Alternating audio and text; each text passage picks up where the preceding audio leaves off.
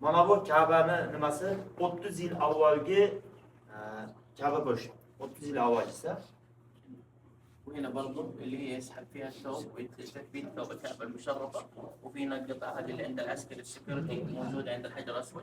شوفوا كلها موجودة. mana bu Ka'ba musharrafadagi ashib qo'yiladigan osiltirilgan iplar, baylangan iplar hammasi chekkasidagi. O'rnovi haligi Hajarul Aswadga osilib turgan, askarlar osilib turgan arkon. باسم الخطاط مكتوب عشان رحيم أمين مخالف عبد الرحيم أمين، لازم اسمه يكون مكتوب. الكعبة المشرفة من أمر الملك فيصل رحمة الله عليه. Qarang. O'rnovi turgan kishi turibdi-yu, ismi Abdurrahim Amin. Abdurrahim Amin deyapti, Makkada yashagan, bu Ka'ba qo'shinining o'z qo'llari bilan tikkan deyapti. Mana shu Abdurrahim Amin o'zining ismi bo'lishligini, Ka'ba qo'shida ismi bo'lishligini so'ragan va shu Saudiyaning podshohi ruxsat bergandan keyin Ka'ba qo'shga o'zining ismini yozgan. Hada ismi Abdurrahim Amin. عبد الرحيم أمين. O yerga yozib qo'ygan kishi nafsi. Mana shu Ka'bada ham bor deyapti mana shu.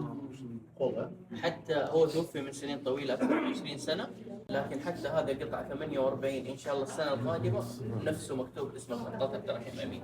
O'zi vafot etganiga Abdurrahim Amin vafot etganiga 20 yil bo'ldi deyapti. Ammo haligacha Ka'baga ana shu Abdurrahim Amin Buxoriyda ismi yoziladi deyapti.